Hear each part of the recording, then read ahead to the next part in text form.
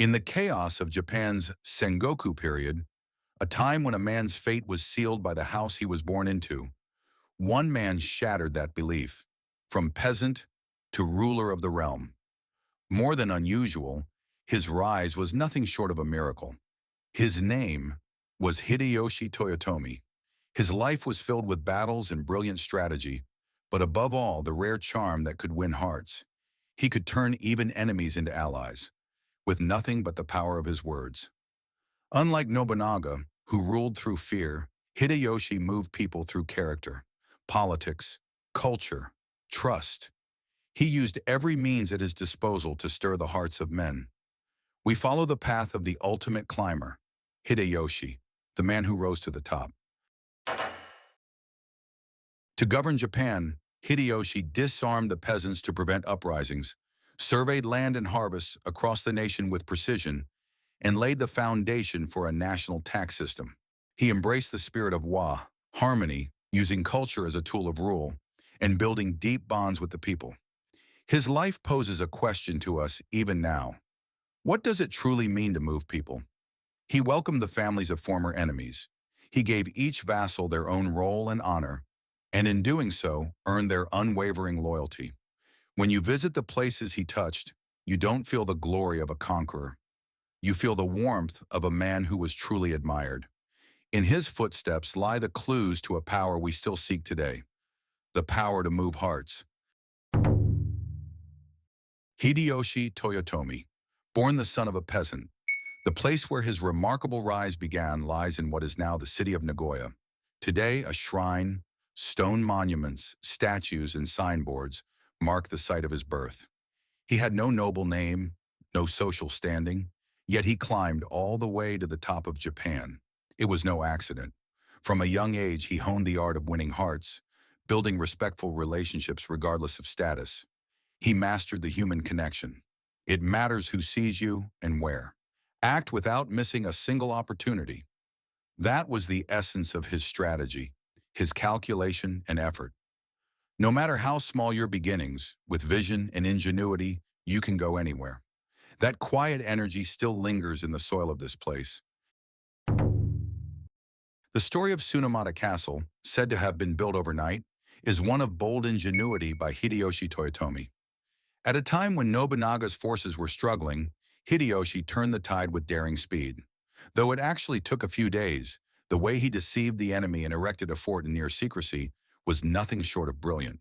It was this feat that earned him the name of the man who delivers results.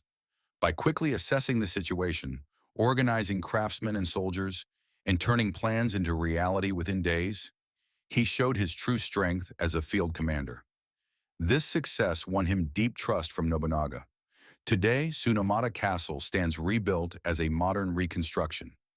Inside, exhibits tell the story of how Sengoku-era fortresses were built, a place where the strategy and wisdom of the battlefield still echo. Nagahama Castle marks the first time Hideyoshi Toyotomi became lord of a castle. The area was once called Imahama, but Hideyoshi renamed it Nagahama, borrowing a character from the name of his lord, Nobunaga, to show his loyalty and strategic cleverness. Here he trained his vassals, developed the town, and began managing the region by working in harmony with merchants and farmers.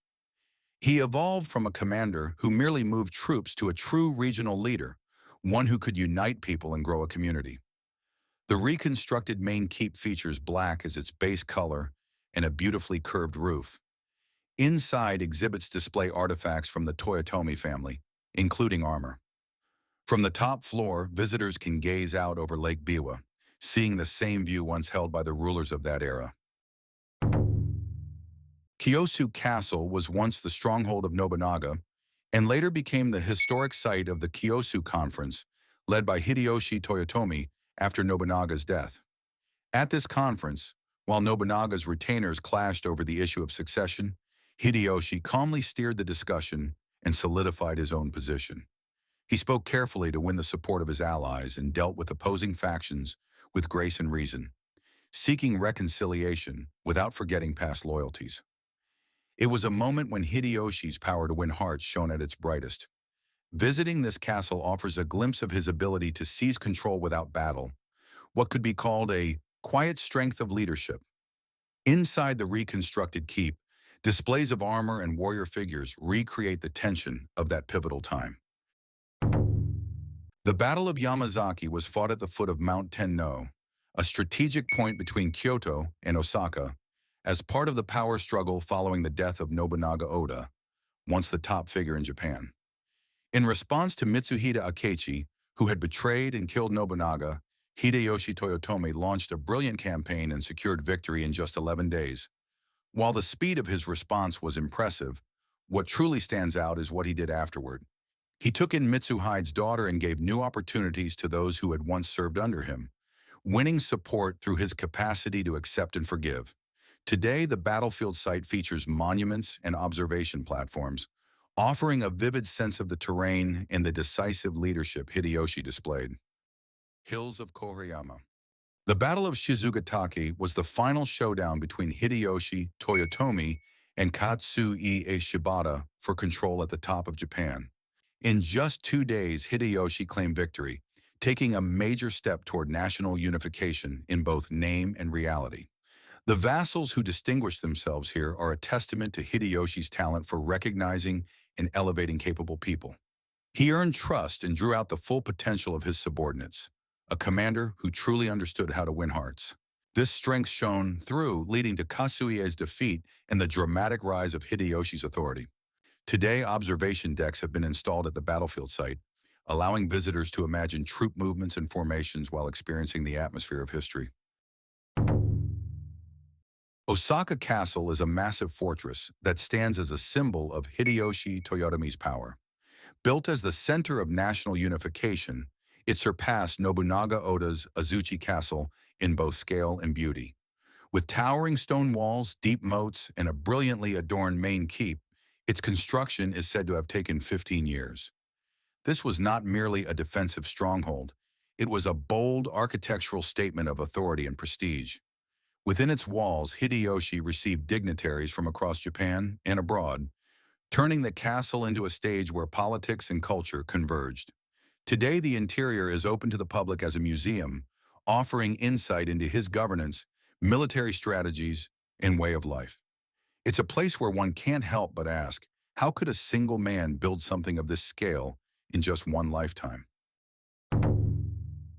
Shirakudai was a grand palace residence, distinct in character from Osaka Castle.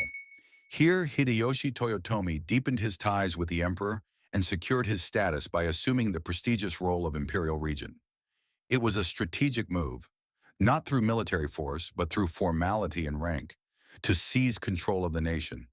Though the palace was later dismantled, traces of its name remain carved into the townscape.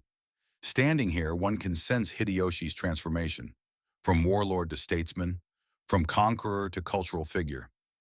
It is a place where the shift from the Sengoku period to the early modern era comes into view, where Japan itself began to turn toward a new age. Kodaiji Temple was built by the wife of Hideyoshi Toyotomi after his death as a place to honor their ancestors. Here, the warmth of the man she loved still lingers quietly. Within the temple grounds are serene gardens and tea rooms, where the culture Hideyoshi nurtured can be felt firsthand. Especially devoted to the spirit of the tea ceremony, Hideyoshi cherished harmony above all and acted with a deep sense of beauty and grace. He was not just a Sengoku warlord, he was a unifier, a man who shaped a nation. This temple, brought into being through his wife's devotion, quietly speaks of their bond and the refined culture that Hideyoshi so deeply loved. After his death, Hideyoshi Toyotomi was deified as Toyokuni Daimyojin. Toyokuni Shrine in Kyoto was built to honor his achievements, though it was once abolished with the rise of the Edo shogunate, a reminder of the turbulent history surrounding his legacy. Rebuilt in the Meiji era, the shrine now draws many visitors who worship him as the god of success. Here, the memory of Hideyoshi lives on, not just as a victor, but as a man who moved the hearts of many. Passing through the Torii Gate, one feels quietly welcomed by his humanity and unmistakable charisma. This is the final resting place of Japan's greatest climber, the man who rose further than anyone before him. If the cuckoo won't sing, I'll find a way to make it sing. This one line captures the very essence of Hideyoshi Toyotomi. While Nobunaga is said to have declared, "If it won't sing, kill it," in Ieyasu, "Wait until it sings," Hideyoshi chose a different path. He would make it sing himself, not through force, not by waiting, by understanding the other, winning their heart, and moving them. That was true in battle, in politics, and in daily life. From peasant to ruler of the realm, behind that extraordinary rise was the power to engage, to draw out, and to include. He never blamed the silent. He asked, "How can I help them sing?" He adapted. He listened. The one who moves hearts, moves history. Even now, Hideyoshi's words seem to ask us quietly, what will you do when the cuckoo won't sing? In his hand, he held not a sword, but the hearts of people. He rose above war, beyond time itself, moving human will and seizing the nation. Hideyoshi Toyotomi. A man with no name, who made a name that would endure. His path is not just history, it speaks to us, here now. When you grasp the human heart, everything begins to move.